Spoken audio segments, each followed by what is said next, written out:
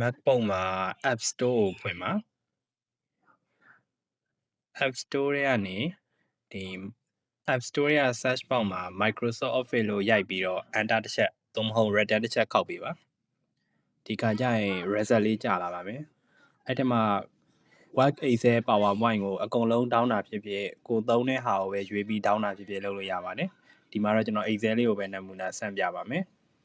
Install လေးကိုနှိပ်လိုက်ပါExcel ဘေးကနေ install ကိုနှိပ်လိုက်ရင်ကိုယ့်ရဲ့ Apple ID password ကိုဖြည့်ခိုင်းပါလိမ့်မယ် install ထပ်နှိပ်ပြီး Apple ID password ကိုဖြည့်ပေးပါပြီးရင် sign in နှိပ်ပေးပါ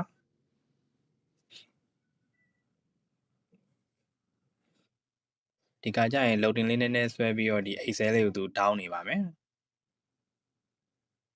ခုဆိုတာစ down နေပါပြီဒီ download လုပ်ချင်ရတော့ကိုယ့်ရဲ့ internet အနည်း speed အနည်းပြန်ပေါ်မူတည်ပြီးကွာနိုင်ပါတယ်ပြီးအောင်လေးစောင့်ပေးပါ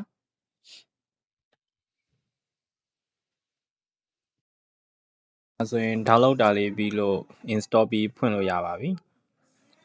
open လေးကိုတစ်ချက်နှိပ်လိုက်ပါပြီးရင်ကျွန်တော်တို့ license account license email နဲ့ password နဲ့ဖြည့်ပေးပါ email ဖြည့် next နှိပ် password ဖြည့်ပြီးရင် next နှိပ် sign in နှိပ်ပါ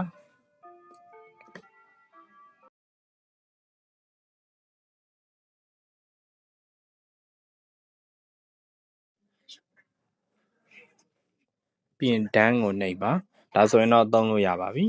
ဒီ screen ဘက်က Excel မှာ about Microsoft Excel ကိုနှိပ်ပြီးတော့လဲ license လေးဝင်သွားစစ်လို့ရပါတယ်